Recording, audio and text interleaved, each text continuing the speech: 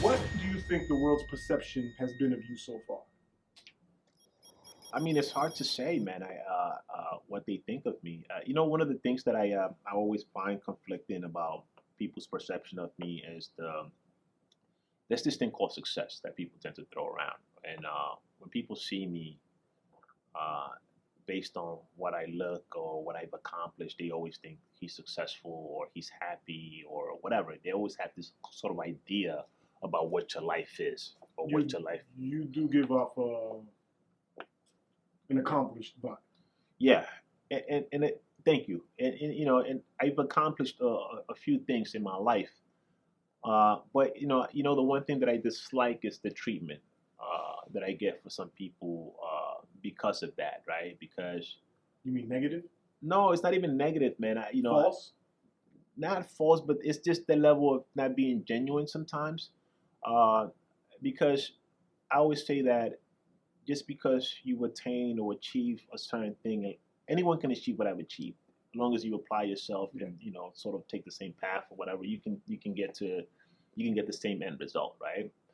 But that shouldn't change how you as a person would treat me or Not to mention just their interaction with you or them trying to get close to you doesn't equate to their success. They're not going to benefit the same way you benefited just because they assume being around you. They're gonna. If I'm assuming that's what they're trying to get. no, but not even that. I just what troubles me most is the treatment, right?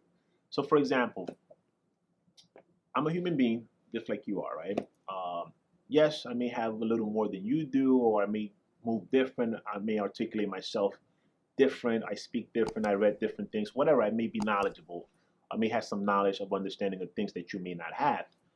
However, going back to my upbringing where I grew up, you don't know how much more we have in common. So you have to sort of give me the opportunity to do that, to tell you that, yeah, I do understand. I'm relatable in that respect.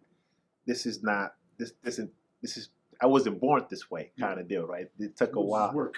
Yeah, it took a while to get there. So oftentimes, my struggles is that there's a hierarchy structure, especially in a work setting where, when the boss walks in, everyone stiffens up. They don't want to talk. They don't, it's Mhm. just kind of like weird because you feel the vibe, right? I feel vibes. I know when someone is not being themselves. So that shit trips me out a little bit at times. And that you think that's because of your authority? I think it's because of it. I think that because it's how people move around hierarchy structure. Well, because you are a boss. Let's say you're a boss. The workers are always gonna have. They're always gonna have that in their mind that you're looking at them a certain way or looking for something in them. You know what I'm saying? So they're gonna act a certain way towards you. Well, especially if you're an accomplished person, they're gonna be like, if you're an accomplished person and they have dealings with you, they're gonna approach you differently because it's a certain level of fear, respect, and intimidation. I'm assuming. Because like I said, you do come off walking into a room, people be like, he's about something. We don't know what it is, but he's carrying himself in a manner that let me not overstep or let me see what he's about. Not certainly, man. And again, I can't see myself, right? No. I can't see myself, and I think that's in part something that you really can't control. I don't know how I can control how people feel about me, but I can feel how people sort of react around me, right? It's kind of a weird sort of a paradigm or sort of thing to say. So overall, what would you say the perception is of you? Is it a positive vibe you get? Yes, positive. I find that perception is always positive. When people get to know me, they realize that I'm approachable. They realize that I'm more than just a guy who wears a suit. They realize that there's more layers to the person, right? But to know me, you have to get to know me to get to that. You have to ask questions. Okay. Do you or have you ever suffered from anxiety? What triggers it? Yeah, man. Yeah, I mean, I think I inherited that from my mom's. I do suffer from anxiety. A lot of one of the things about me, I try to shy away from life's realities. Sometimes, like a loss, life changing events. I don't deal well with situations like that, and I get the anxiety aspect of like it overwhelms me. If if I lose someone, like for example, me losing my pops last year, to this day, I don't think I've recovered from the shock, one, and the missed opportunities for me. Some of the moments that I could have made the effort to be around them or do more. So when I think of those things, I go into a state of anxiety. I go into a state of unhappiness. Um, and it impacts everything that I'm doing. It doesn't impact my work, but it impacts my personal life. Like if I'm seeing someone, if I'm dating someone, I Close them off. I close them off. I neglect them. It just turns into Okay. a whirlwind of shit. Off of that, so do you have a safe space, whether physical or mental, that you escape from when dealing with these situations? Yeah, I think the arts for me, that's my safe haven. When I'm able to express myself through either poetry, I write poetry, I express my feelings, I write those down. It allows me, like, it's an outlet, right, to sort of get those thoughts and ideas out. I'm one of the, for me, I like to always get ideas out. It's kind of like it preoccupies my mind from thinking of shit that isn't productive or beneficial to my health, right? So I use that as my escape. I try to pivot to the creative side because the creative side preoccupies a lot of those thoughts on my end. Okay. When was the last time you cried, and how important is it to let out that emotion? Man, the last time I cried, the last time I had the ugly face on, right? That's what I call it when I cry. It's like it was like when my old man passed. I think that was the last time that I actually, I cried for about 2 weeks, 3, 4 weeks, man. Whenever I think of him, sometimes I shed a tear. Uh, uh, but yeah, I would say maybe a couple of months already. And how important is it to cry? You think it's an emotion to let out? It's super important, man. It's super important to cry or even scream it out, right? Screaming. I tell people all the time. The scream, like me, given that I suffer from anxiety, I when I scream it sort of like relaxes me a little bit, right? So if scream therapy. Yeah, I just like get it out, like because sometimes you feel like you're choking, like there's something, there's a knot on your chest. So for me, that scream just unclogs that, right? I'm able to breathe again. It's sort of like it's just like a do-over sort of button. So yeah, that happens. I scream. So men usually find it difficult, or they're too tough to cry. Would you tell men to cry, let that emotion out? Yeah, man, I think that it's important for we're humans, man, human beings, and you cannot pretend that you don't have emotions and that you don't have feelings. I think that anyone that walks around pretending that is lying. It's a farce, right? Because things hurt, right? Things hurt. So how do you react to that? You got to let it out. You got to get those emotions out. You got to talk about it. Yeah. Okay. One lesson you would give your child and hope that they take to heart? Man, embrace. I mean, one of the things, and I don't want to sound cliche, right? And the one thing that I always tell, even like, any young person, is just don't let anyone kill your dreams. Don't let people tell you what you can or cannot do. Uh, Use creativity. Be as creative as you can be. Creatives are the people that shape the world, right? If you believe in something, pursue it. Do you have any current goals, personal or professional? Oh, certainly, man. I think from a career standpoint, I've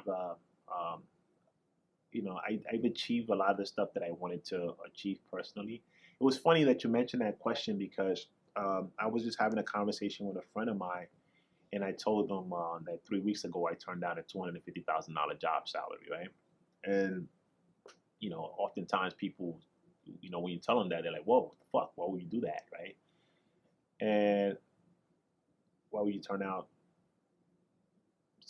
that a large amount of money, And I'm like, yo, because I know what that entails. Yeah, People see the dollars, they don't see the responsibility or the time. It's not even the responsibility, because when I think that when you take a job, it's a binding agreement, right? That you're doing that you're sort of agreeing with that corporation or company that you're going to work for. So that money comes with your time, right? Time equals money. But what I learned about that is that time, depending on what job you take, is going to take so much of your time that you're not going to have time for your creative endeavors, right? You're not going to have time to pursue other things that you want to do. And you may not be happy in that role. You'll gain monetarily, but suffer creatively and emotionally. Correct. So for me, I like to be able to do both, because it's not about the money. I do well already financially. But your creative space is important to you. My creative space is super important for me. Secondly, I have my own personal endeavors. I don't plan on working for a company the rest of my life. I know that is not for me. But while I'm here, I'm going to do the best I can to perform optimally, right? But I have my own vision. I have my own goals. I have my own personal sort of achievements that I like to see done before I check out. Okay. Can you share a moment where you were truly happy, even just for a moment? Wow, man, that's a solid one. There's a memory that lives in my head, and it happened many years ago. I would say almost maybe 30 years ago. My grandmother, God rest her soul. I was sick. And I was down. I was like, I don't know exactly what was troubling me, but I was really sick. And my grandma was out of town, and she got word of me being sick. Like, my grandma is my heart. Like, I love this woman. My love for her is I don't know, man. The way I feel about my grandma, I've never ever felt like that level of love for anyone. It's just crazy.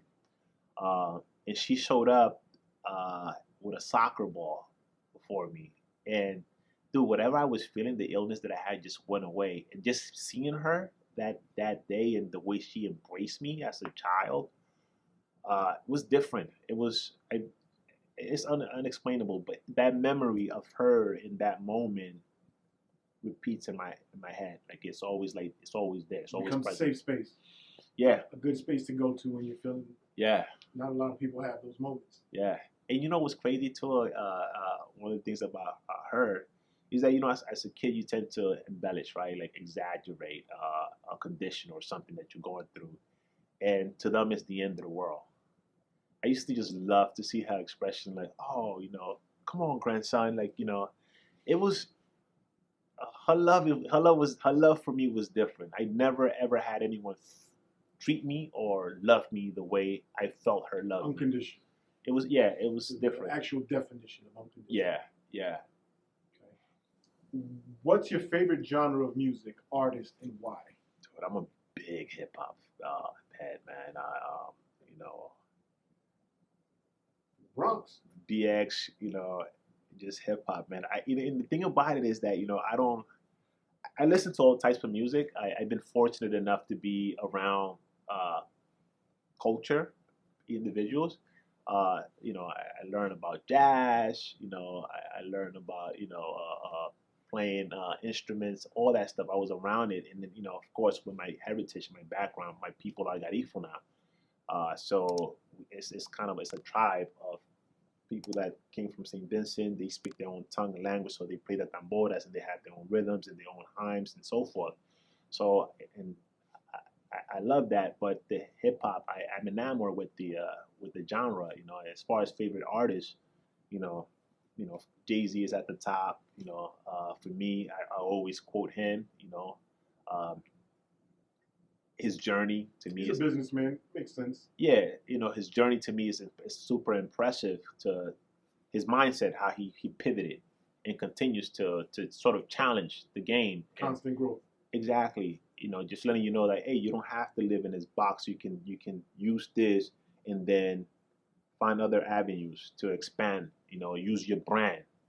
You know, so I got him as the top, of course. You know, the Nas, the J. Cole's, uh, uh, Premier, like you know, Tribe Called Quest. They're like those are my guys. Busta, you know, Busta Rhymes to me growing up, you know, in high school, listening to Busta and his animation and the way he would play with words, you know, he's another one. But yeah, man, you know, Hip hop. hip hop.